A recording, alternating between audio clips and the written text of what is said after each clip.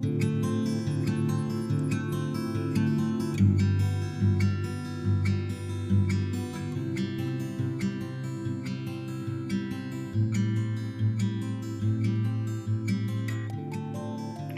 you guys, and welcome to my garden. For the past few months I have been working on trying to build a raised garden bed and putting in dirt as well as compost and putting in my plants. Now I have been doing really good with all of this. However, we have a problem. We've been dealing with some pests that have been causing so many problems. So meet pest number one. There's actually a couple of these in the garden, and they have been having a field day with the vegetables and whatever they could get their little hands onto, as you can see with the strawberries. And this is pest number two.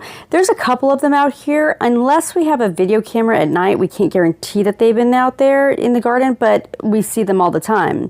And they have just been treating this garden like their own little buffet. This is the pumpkins that we are trying to grow, or the jack-o'-lanterns. This is the beets, and I'm hoping that with these plants that they will come back, because as you can see, they have just demolished all these. And the lettuce, I've only been able to get to the lettuce once. So let me show you some of the things that I've had my inspiration for this gate from. So you guys, my first inspiration was this. I love the wood. I love how everything on here is. I thought that it would be a lot more decorative to use the wood, because you could actually put hanging plants on there, and I thought that that would just be so pretty, like in the spring and the summer, to have the racks, that the planters that you have on the side of the fence, to put to plant plants there and let them cascade down, and great for bees as well as butterflies and all the pollinators. I thought this was great for that. Problem with this is digging the holes for the posts. Yeah. Digging the holes, because that would either require some equipment that we have, but takes a lot of time and effort, or getting an auger. The next one that I was looking at was this. This has the metal poles that go into the ground, and the only thing that I would have to work on with digging holes for the posts would be for the door, which I thought, honestly, way easier to go. You just bat that holes right in there, no problem whatsoever. I thought that'd be fabulous. Problem here is the cost. You always have to look at cost whenever you're doing any of these, right? So I was looking at the wood costs. We already have wood in the garage, and we have a couple of 4x4s and one 2x4. So I figure, you know what? I don't need a huge fence, so I just brought it down to 4 feet. No problem whatsoever. And if I would have gone the other route with getting the metal poles, that would have been, I think each 4-foot one was about $4 something. So I would have to pay for a lot of these poles to go throughout the perimeter of the fence. So what I decided to do was just use the wood, as well as get chicken wire and use that. So here's what my plan was. This is my garden. Now, this is obviously not the best rendering. It's not to scale by any means. In fact, like the raised garden beds, some of them are farther away from each other, some of them are not. Whatever.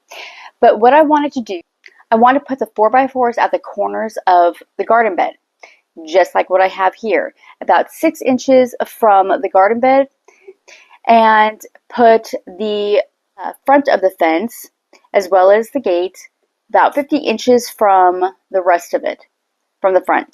So that way we could still get the lawnmower in, no problem. Now I wanted to put the 2x4s right here and make it just easier. So all I had to do is just get 2 more 2x4s, cut them in half, and I have the rest of the poles for this. So I was excited about that. No problem. Way more cost effective. And then I just have to put the gate right here. We're good. I just have to make sure that I put the barrels that have the rest of the cucumbers, as well as the tomato plants, inside, and make sure that I have all that stuff protected against all the groundhogs. Huge thing. Now the fun part was trying to figure out the poles, trying to dig it in. I could have easily gotten an auger, spent money for renting it for the day, and gone in there and done it myself. Problem is me trying to do it myself probably would not have been the best. Everybody was just imagining me like trying to dig this thing and have me just going around and around. Not the best. So I just decided to use what we have already. So use, I think it's a pickaxe. You'll see it. But use that to break the dirt and then use a post hole digger and do the rest. So let's do this. My first job was to take out the 4x4s and the 2x4 that we had so I could cut these and use what I already have, and I was so excited to do that.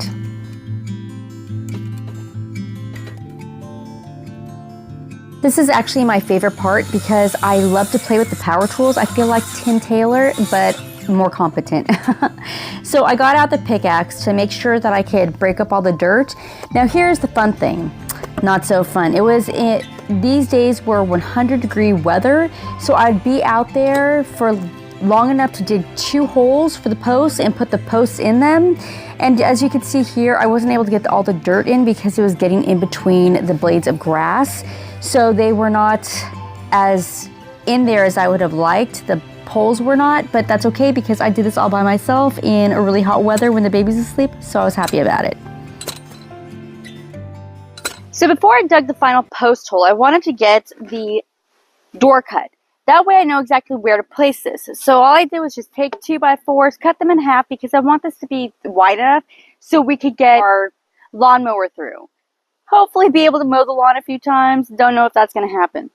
But I wanted to put this here, figure out exactly how far away I wanted to put the clasp, I don't know what you call it, but to like so it could open and close.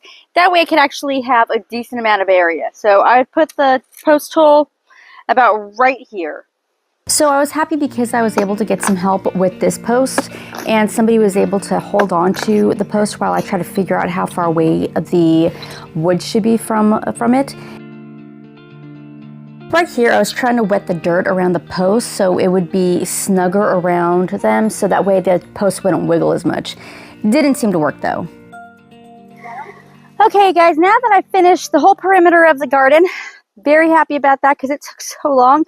We are going to wrap it up with chicken wire, and we got this from Home Depot. It was on sale for Father's Day. If you do use it, make sure that you realize where the wire for this is because oh my gosh, just trying to figure out where it was ridiculous. What we're going to do now is just staple it starting from this pole, which is the door frame, and then go around.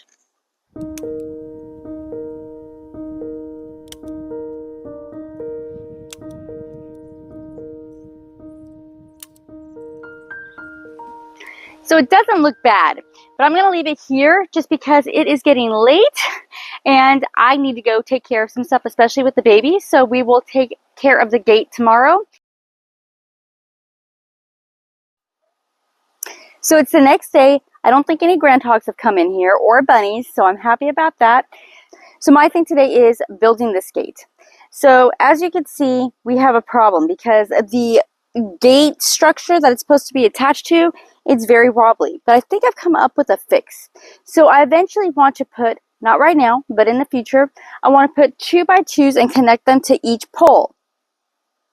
Connect them to each post. So until then, I want to put some kind of a stand, give it some stability. That way, if it can't really move a whole lot, same with the other side, because I'm going to connect the gate to this side. So let's do this.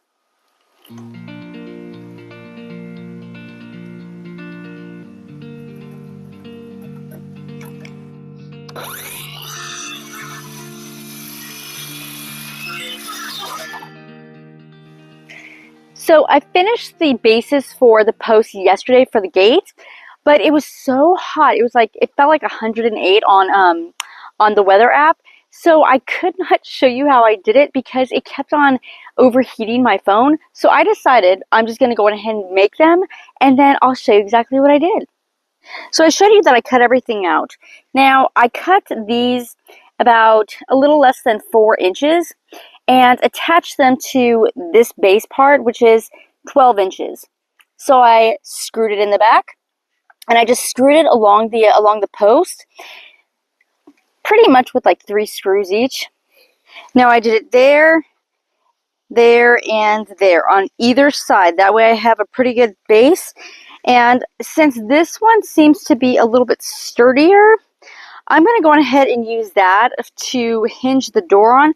Plus, if I use this part for the hinges, it actually allows me to be able to bring in the hose to water everything easier, because the hose is over on that side. I bring it in here, I undo the clasp up here, and then I just bring it right in there and I get to water everything. So let's get started on the door. So as you can see, I made a basic box and used small pieces of wood to connect to the corners, so that way I would give the door more stability. I pre-drilled the holes and then put in 3-inch screws for the weather-treated wood.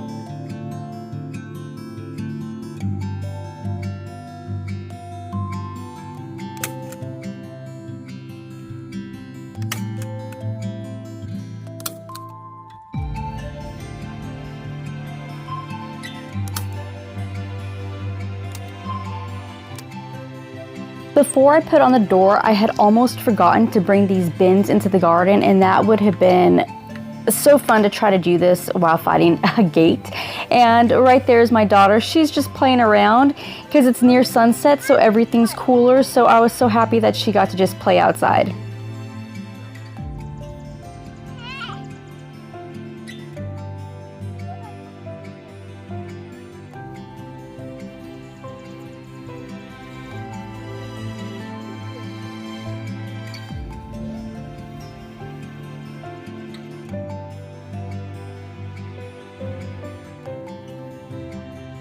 My husband came out and helped me screw the hinges into the gate, because there's no way I would have been able to lift this thing up by myself and do both parts. Thank God for him. I was able to do this part. I actually put a piece of wood up against the gate so that way I could give it more stability. I was so happy I got to this part. My friend actually gave me some logs so I could put it along the fence until I get wood or some kind of stability so nothing could get under the chicken wire. And I was able to put the plants around it. Now I wanted to dig holes and like actually plant them. However, I was so tired from doing all this work, I just left it here and I will just plant them later.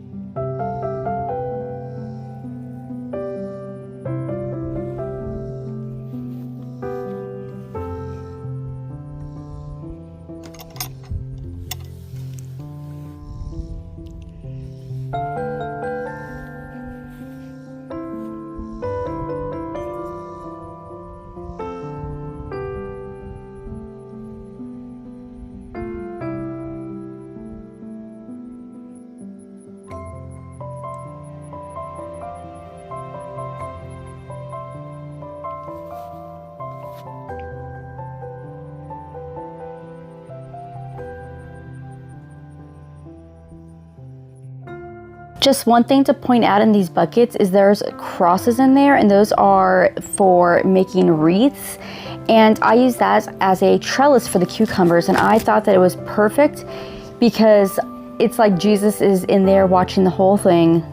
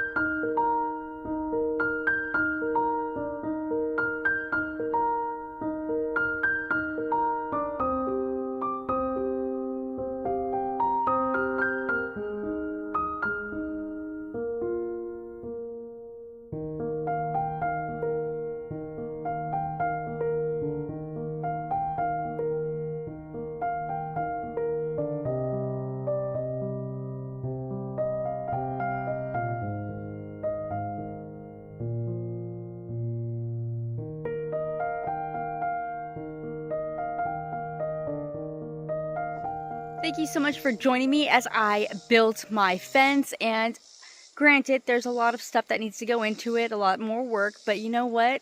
I'm very proud of what I've done, especially since it was on my own in such hot weather. And I hope that I can see you on the next video. Now for future videos, maybe, I'm going to put up, as I said, put up the wall or like the perimeter on the top of the fence just so I could get more stability on here. That's not going to happen right now. I'm just happy that this is done. So I will see you guys later. And if you enjoyed this, please subscribe because I have more DIYs coming up. All right, guys. Bye.